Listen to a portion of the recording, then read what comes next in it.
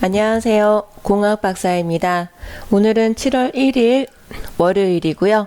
지난 주말 6월 30일은 역사 교과서에 남을 법한 판문점에서의 사상 첫 남북미 정상회동이 있었습니다. 김정은 위원장의 표정이 참 밝아 보이는데요.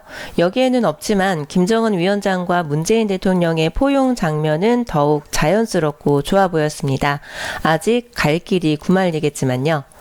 한편 아베 표정도 좀 봅니다. 제 개인적인 소견이기 때문에 이해 부탁드리고요. 그렇게도 자유무역을 외치더니 한국에 대한 대항 조치라는 명분으로 한국을 대상으로 사실상 보복 조치한 이율 배반적인 행위 이후의 표정이라는 생각을 하다 보니 정말 보고 싶지 않은 꼴보기 싫은 모습이었습니다. 강제징용과 같은 과거사 갈등으로 기인해서 결국에는 무역 문제를 끌어들인 것인데요. 우리나라 대표 기업들이 영향을 받게 될 중대한 사안인 만큼 조속히 해결되었으면 좋겠습니다. 그러면 현지 시각 기준 28일 금요일 뉴욕 증시 어떤 움직임이 있었는지, 해외 선물 흐름 어떤 움직임이었는지 시황 정리 시작하겠습니다. 뉴욕 증시는 주요 20개국 정상회의 그리고 미중 정상회담을 예의주시했을 텐데요. 주요 지수는 미중 정상회담이 임박한 가운데 낙관적 전망이 우위를 점하면서 상승했습니다. 양국 정상회담을 앞두고 중국이 미국산 대두 수입을 큰 폭 늘렸다는 소식도 협상 기대를 거둔 것으로 보고 있습니다. 이번 G20의 결론은 중국 수출품에 대한 추가 관세를 잠정적으로 중단하고 다시 미국과 중국이 무역 협상을 진행하기로 한 것인데요. 이와 같은 과정은 이번이 처음은 아니지요. 작년에도 1차 휴전을 했었고 이번이 2차 휴전이 되는 겁니다. 그리고 협상을 다시 시작한다는 것이지 합의를 본 것은 아닌데요. 일단 최악의 상황은 모면하고 표면적으로는 해피엔딩이 된 셈입니다.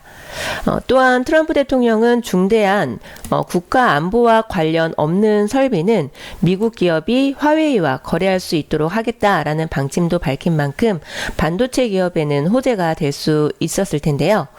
두 정상의 표정을 보면 트럼프는 뭔가 대단히 만족스럽고 마치 시진핑을 약올리는 듯한 표정인데 반해서 시진핑 주석의 표정은 그리 평안해 보이지만은 않지요.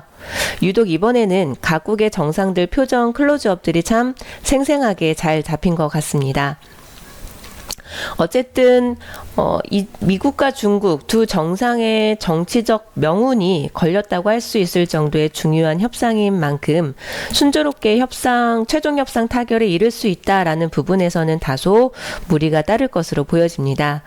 트럼프 대통령은 중국의 불공정 무역 관행을 손보고 천문학적 규모의 대중 무역 적자까지 축소하면서 명분, 실리 두 가지를 한꺼번에 챙기겠다라는 모양새인데요.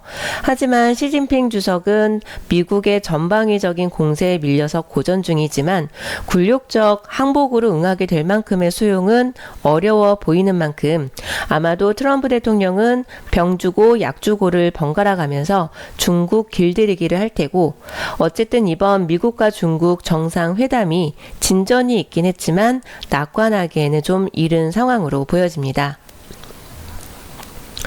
국제유가 크루드오일은 미국과 중국의 정상회담 결과의 긍정적 전망과 사우디아라비아와 러시아가 오펙 중심의 감산을 6개월 이상 연장하기로 합의를 했는데도 불구하고 이 와중에도 이란은 이락 핵협정 파기를 계속 위협하고 있는 상황임에도 불구하고 장중 보합권에서 좀 등락을 반복하다가 장 종료 전에는 낙폭을 키우면서 배럴당 1.6% 하락한 58.47달러로 마감했습니다.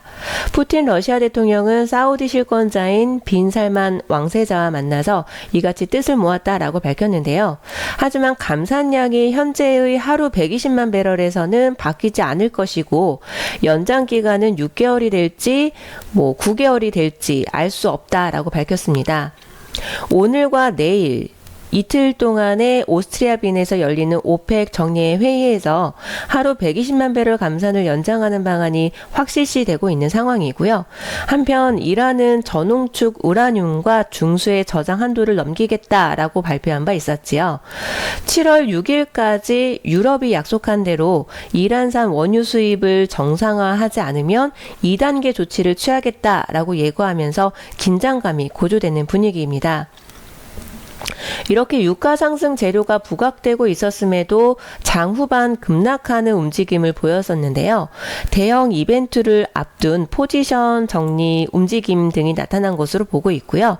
그리고 베이커 휴즈가 발표한 미국 내 원유 채굴 장비수가 2주 연속 늘어난 점도 유가의 반락 압력을 가한 것으로 보고 있습니다. 크루드 오일 지난주 금요일 날 TW 기준으로 매도 진입을 했었습니다. 일정 부분의 수익 구간이 나와 주었었고요. 그리고 국제금값 골드는 0.1% 상승한 1413.70달러로 마감했는데요. 오늘 아시아장에서 크루드 오일과 골드가 굉장히 큰 움직임을 보여주었습니다. 크루드 오일은 이렇게 오전 7시에 큰 상승을 한 이후로 지금까지 꾸준하게 상승하는 모습을 보여주고 있는데요. 아무래도 유가 상승 재료가 좀 더 부각된 영향이지 않을까 이런 생각을 하고 있고요. 골드는 굉장히 큰 폭의 하락하는 모습을 보여주었습니다. 이번 주 뉴욕 증시는 미국과 중국의 무역전쟁 휴전에 합의한 때 따른 무역전쟁 긴장감이 완화된 영향도 일정 부분 받을 테고요. 미국의 6월 고용지표 등 경제 펀더멘털과 연준의 통화정책에 시장의 관심이 집중될 것으로 보고 있습니다.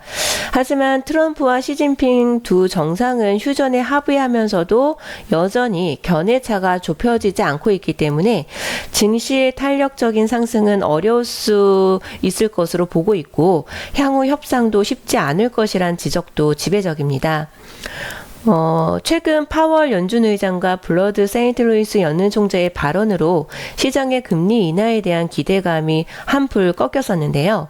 금리 인하에 대한 기대가 이미 상당폭 가격이 반영이 된 상태인데다가 이번 주 다수 예정되어 있는 주요 지표들이 만약 부진하게 된다면 경기 침체 우려감이 다시 부각될 수 있다는 점도 생각해 볼 수 있을 것 같습니다. 또한 오늘과 내일 이틀 동안 내 일정으로 오펙 정례 회동은 크루드 오일의 움직임에 영향을 주게 될 것으로 보고 있습니다. 이번 주 관전 포인트 3가지로 정리를 해봤고요. 그리고 오늘의 주요 지표 발표 일정입니다. 오늘은 홍콩 거래소가 휴장이었기 때문에 항생지수 움직임이 없었을 거고요. 그리고 미국 독립기념일로 인해서 휴장 일정이 예정되어 있습니다.